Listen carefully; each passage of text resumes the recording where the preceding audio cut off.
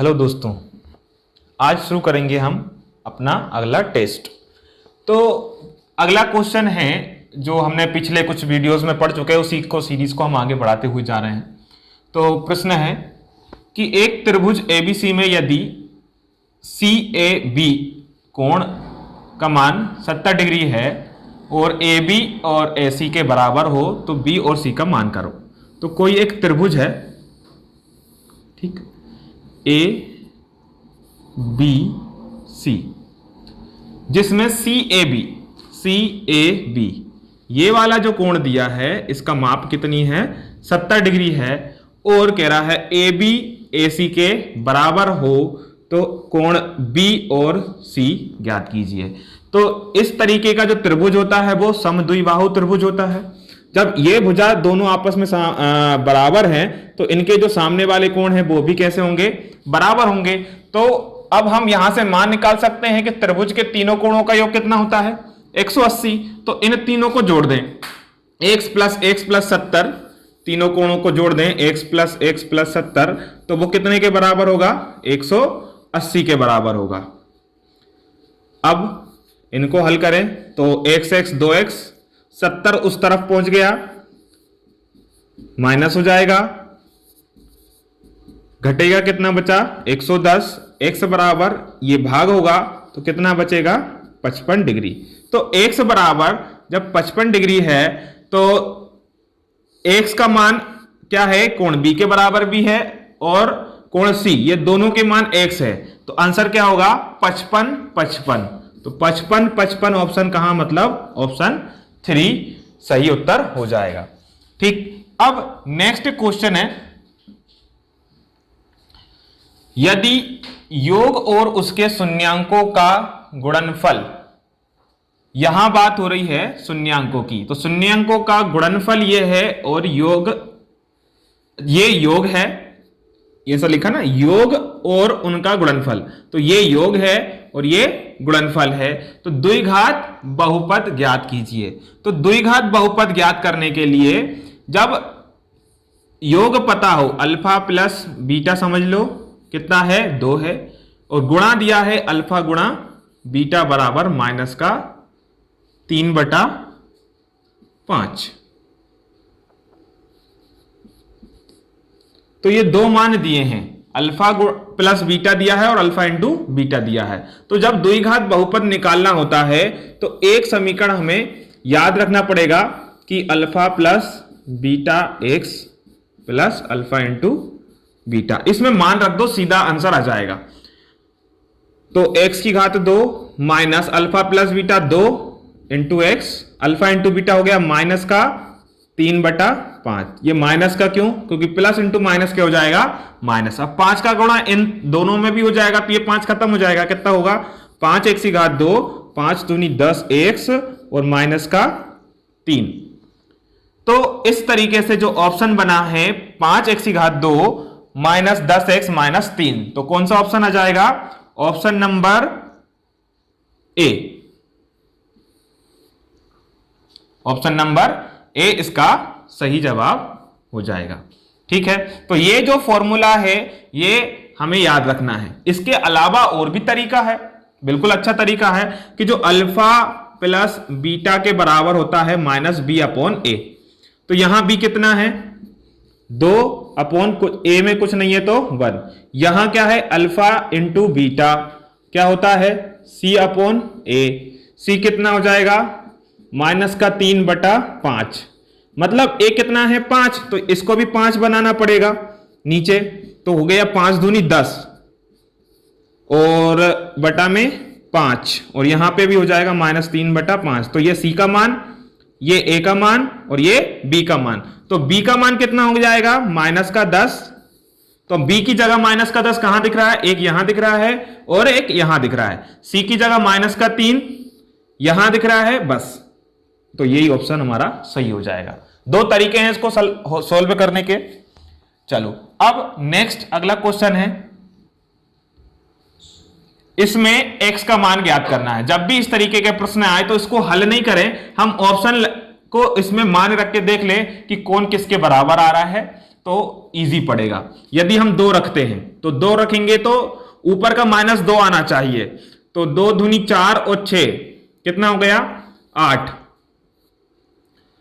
4 और 6 10, सॉरी 2 रखा हमने मान, तो कितना होगा 2 गुणा 2 प्लस 6, नीचे रखें 3 माइनस 9 गुणा 2, तो कितना होगा 4 प्लस 6 बटा 3 माइनस 9 दूनी 18, तो हो गया 10 बटा माइनस का 15। तो काटें 5 से, 5 दूनी 10, 5 तिया 15। तो पहले ही ऑप्शन से आ रहा है कि -2 बटा 3, तो पहला ही ऑप्शन क्या हो जाएगा इसका सही जवाब। दूसरा भी चेक कर लो, क्या 2 गुणा 1 प्लस 6, 3 माइनस 9 गुणा 1, तो 2 और 2 एकम 2 और 6, 6 और 2 8, 9 में से 3 गया तो 6, इसको यदि काटे तो कितना बटेगा 2 तिया 6 और 2 चौके 8, तो ये आएगा माइनस का 4 बटा 3, तो ये तो आ नहीं रहा है, हमें क्या लाना था -2 बटा 3, तो ये ऑप्शन क्या हो जाएगा क्रॉस। अब 3 रख के देख लें, 3 दूनी 6 और 6 12 और 9 तिया 18, 9 तिया 27 में से 3 गया 24, माइनस का 12 एकम 12, 12 दूनी 24, ये 1/2, मतलब ये भी नहीं। अब 4 रख के देख लो, 4 दूनी 8 और 6, फिर नीचे हो गया 9 चौके 36 में से 3 गया 33, तो ये भी आंसर नहीं आएगा 14 33, तो ये ऑप्शन भी नहीं होगा। तो ऑप्शन क्या हो जाएगा ए वाला, जिसका आंसर कितना है 2। अब नेक्स्ट क्वेश्चन है 9 से विभाजिता वाली संख्या का चयन करो। तो ये बहुत आसान प्रश्न है। जब भी 9 से विभाजिता वाले प्रश्न की बात करी जाएगी तो इनमें अंकों को योग करने पर यदि 9 से विभाजित कोई संख्या बनती है तो वो संख्या 9 से विभाजित होती है, अन्यथा नहीं होती है। तो ध्यान से देखो, 9 9, ये 9 और 9 तो यही कट गया क्योंकि 9 और 9 जुड़ के 18 हो जाएगा। 8 और 7 15, 16 17 18, 18 और 3 हो गया 21, तो 9 के पहाड़े में 21 आता है क्या? नहीं आता, तो ये ऑप्शन नहीं होगा। फिर 4 3 7 2 9, तो ये 3 नंबर कट गए। 5 और 8 13, 14 और 6 20, तो ये भी नहीं आएगा। फिर 6 और 7 13, 8 13 और 8 हो गया 21, 9, तो ये 9 काट दो, 21 नहीं आता, इतना भी नहीं आता। 5 4 9 और 8, तो ये भी नहीं आएगा। अब बचा कौन? आखिरी ऑप्शन, तो यही होगा, चेक कर लो। देखो 5 और 4 9, ये हो गया। 3 और 6 9, ये हो गया। 7 2 9 और 9, मतलब हाँ, इसका आंसर हो जाएगा बिल्कुल सही कि इनके अंकों को यदि हम जोड़ेंगे तो वो 9 से भाग वाली संख्या बनाएगा। ठीक है, अब नेक्स्ट क्वेश्चन है हमारा ये, m की घात 2 प्लस 4 कोष्टक के बाहर है x square plus 65x plus 4m का शून्यांक एक अन्य का व्युत्क्रम है। इसका जो शून्यांक है, मान लो इसका शून्यांक हम मान लेते हैं x है, x तो समीकरण में है, मान लेते हैं शून्यांक a है, और इसका व्युत्क्रम शून्यांक क्या होगा? 1/a। व्युत्क्रम मतलब क्या होता है? उसका इनवर्स, उल्टा। तो m का मान ज्ञात करना है। तो इसको यदि बात करें तो ये है शून्यांक। क्या है ये? शून्यांक, जीरोज। जब शून्यांक की बात करेंगे तो यहां जो है वो ax square plus bx plus c समीकरण होता है। तो यहां जो x के साथ गुणांक में है वो कौन है? a है। b x के साथ जो गुणांक में है वो b है, और जो ये पूरा हिस्सा है वो क्या कहलाएगा? c कहलाएगा। यदि इसको देखें तो शून्यांकों का यदि गुणा किया जाए, क्या किया जाए? गुणनफल। शून्यांकों का गुणनफल किया जाए तो क्या होगा? a इंटू 1/a, क्योंकि शून्यांक यही है। तो शून्यांकों का गुणनफल क्या होता है? c/a।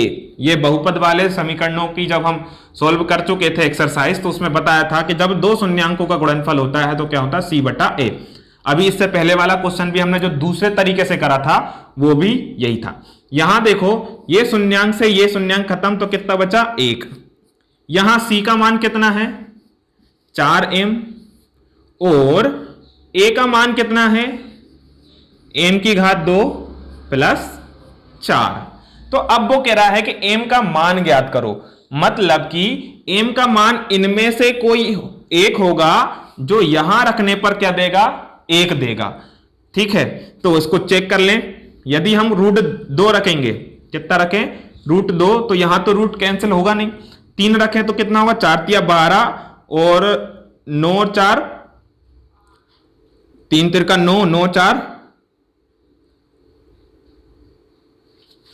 9 4 13, तो ये भी भाग नहीं होगा, तो ये ऑप्शन भी नहीं होगा, ये भी नहीं होगा।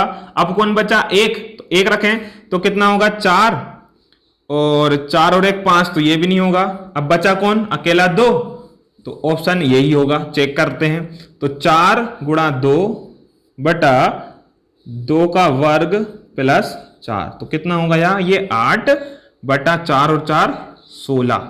तो इसको यदि हम काटे तो 8 एकम 8, 8 दूनी 16। ठीक है, 4 और 4 सॉरी 8, यहां पे क्या होगा ये 8 है ना, क्योंकि ये 4 और 4 8, तो 8 से 8 कट के कितना आ रहा है 1। तो मतलब जो 1 है वो इसका पूरे का हल किससे आएगा m के बराबर 2 का। इसको हल भी कर सकते हैं, वर्ग समीकरण बनाएंगे, गुणनखंड निकालेंगे और उनके जीरोस निकाल देंगे तो m का मान निकल आएगा। एक अच्छा तरीका है, किसी भी समीकरण में यदि मान रख के हम हल कर लें तो वो इजी पड़ता है। ठीक है, तो इसका आंसर क्या हो जाएगा ऑप्शन नंबर 4। अब नेक्स्ट है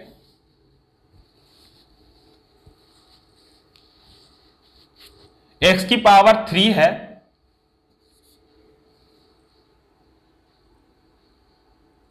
x की पावर 3 प्लस 6 x की power 2 minus 2x minus 5m का ये एक क्या है फैक्टर है, घटक है। तो m का मान ज्ञात करो, तो x माइनस 1 इसका क्या है फैक्टर है। तो इसके बराबर यदि हम 0 मान ले तो x का मान कितना हो जाएगा 1। तो जब x का मान 1 है तो इसके बराबर में भी क्या देगा वो 0, क्योंकि ये इसका घटक है तो इसका मान क्या होगा 0। अब x का मान हम यहां 1 रखेंगे तो कितना होगा ये 1, ये 6, ये 2, ये 5m बराबर में क्या जा रहा है 0। 6 और 1 7, 7 में से 2 गया कितना बचा 5, 5m बराबर 0। 5 पक्षांतर करेंगे तो माइनस 5m इधर बचा, ये प्लस का इस तरफ पहुंच के माइनस का हो गया, माइनस से माइनस कैंसिल, तो m का मान कितना होगा 5 डिवाइडेड बाई 5, मतलब कितना हो गया m का मान 1। तो हमें क्या चाहिए था m का मान, तो m का मान कितना है 1 है। ठीक, केवल हमने इस गुणनखंड से इस फैक्टर का मान निकाल के इस बहुपद में रखा, तो जो मान निकलेगा वो क्या है m। तो जो जिस नंबर में हम किसी भी गुणनखंड या फैक्टर से भाग करते हैं और शेषफल 0 आता है तो उसका होता है कि गुणनखंड है। अब यहां पर भी हमने 0 ले लिया तो पता चला कि मान रखा जो x का था 1, हल करा तो m का मान आ गया। अब नेक्स्ट क्वेश्चन है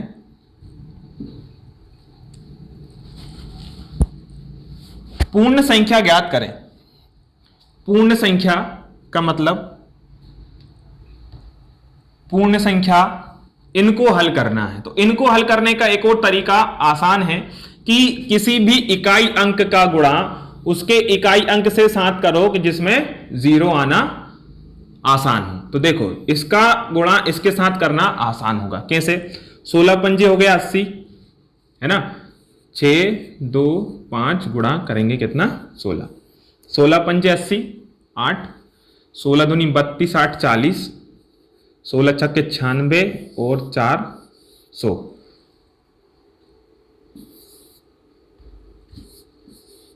तो ये तो हो गया इसका गुणा। इसके साथ एक और क्या चीज थी 8 7 2 5, 8725। अब इसका गुणा करेंगे कितना होगा 8725 और कितने 0 4 0। तो ये ऑप्शन में हमें कहीं नजर आ रहा होगा 8725 और 4 0। तो ये ऑप्शन दूसरा दिख रहा है 8725 और 4 0। तो इस तरीके से ये ऑप्शन हमारा सही हो जाएगा। अब नेक्स्ट क्वेश्चन है, बहुत अच्छा क्वेश्चन है। क्या कह रहा है?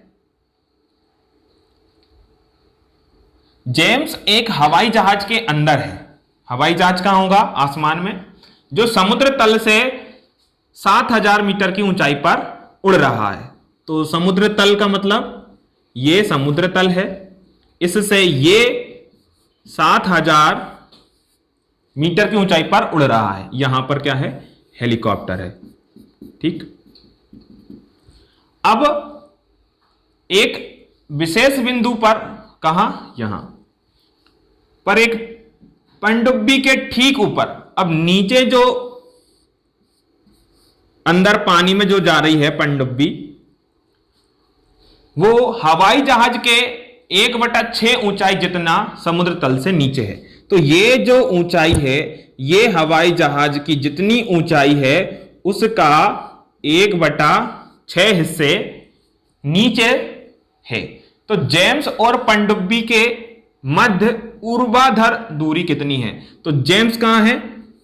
यहां हेलीकॉप्टर में बैठा है। तो जेम्स और पनडुब्बी के बीच की ये टोटल दूरी कितनी है? तो टोटल दूरी का मतलब कितना हो गया कि 7000 तो हवाई जहाज से समुद्र तल तक आने पर लगेगा, और नीचे का कितना है?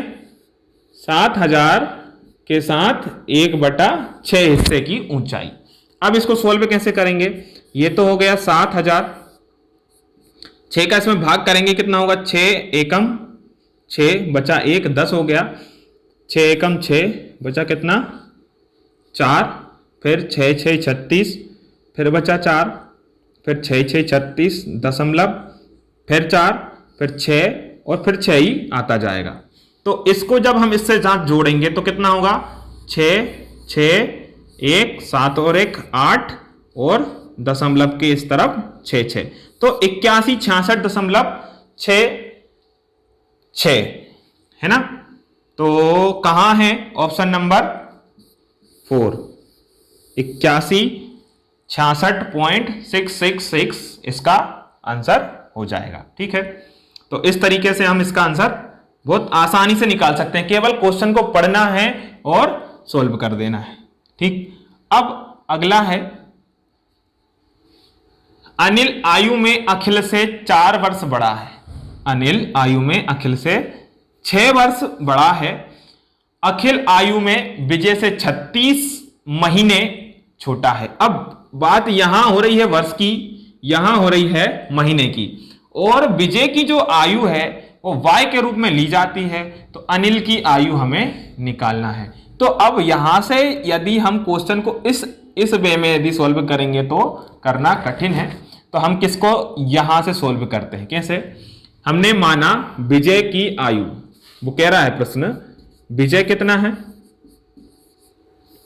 विजय की आयु है y वर्ष, वर्ष में है ये, ध्यान रखना। विजय की आयु कितनी है? y वर्ष। जो अखिल है, कौन? अखिल आयु में विजय से 36 महीने छोटा है। जो अखिल है वो विजय से कितना? 36 महीने छोटा है। तो ये हमने मानी थी वर्ष में, ये है महीने में, तो इसको हमें वर्ष बनाना पड़ेगा। तो 36 महीने में यदि वर्ष बनाना है तो क्या करेंगे? 12 से भाग। तो कितना वर्ष बनेगा? 3 वर्ष। ये तो हम ऐसे भी बता सकते हैं कि 1 साल में 12 महीने, तो 36 महीने में कितना साल? 3 साल। तो ये हो गया y-3।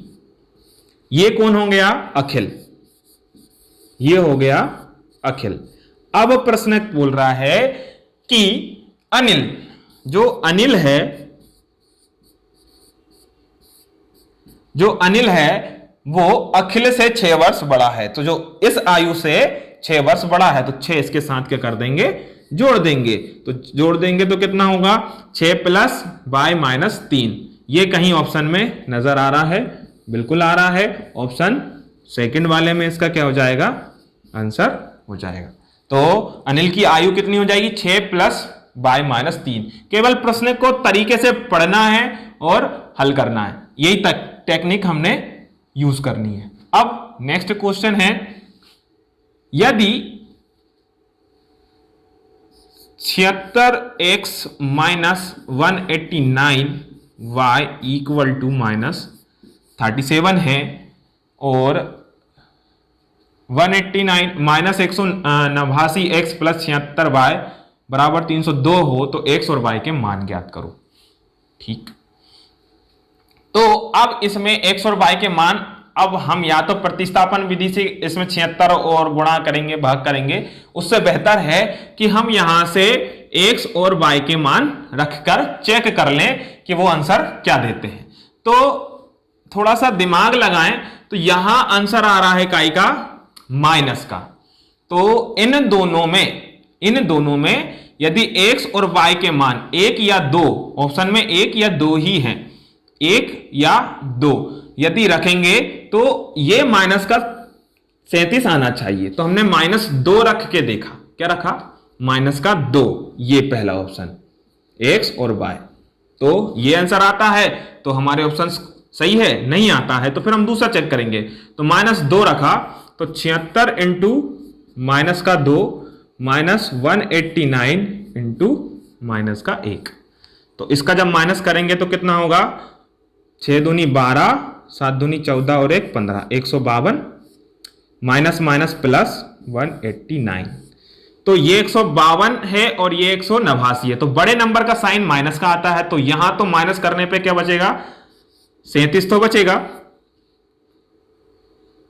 9 में से 2 गया 7, 8 में से 5 गया 3, लेकिन चिन्ह का एक आएगा प्लस का, हमारा का एक आना चाहिए माइनस का आना चाहिए। अब माइनस का आना चाहिए का मतलब क्या हो गया, यहां पे चिन्ह काय का होना चाहिए था माइनस का और यहां पर होना चाहिए था प्लस का, तो मतलब ये जो माइनस वाले ऑप्शंस हैं ये तो सही नहीं होंगे, हमें कहां चाहिए माइनस, यहां माइनस चाहिए, तो ये जो दूसरा वाला है ये भी नहीं होगा क्योंकि यहां माइनस का आ जाएगा और यहां प्लस का आ जाएगा, तो माइनस का 37 फिर भी नहीं आएगा। अब क्या होगा, दूसरा रख के देखें हम, कौन सा, तीसरा वाला, तो जब हमने प्लस की जगह रखा तो 76 इंटू प्लस का 2 माइनस 189 इंटू 1,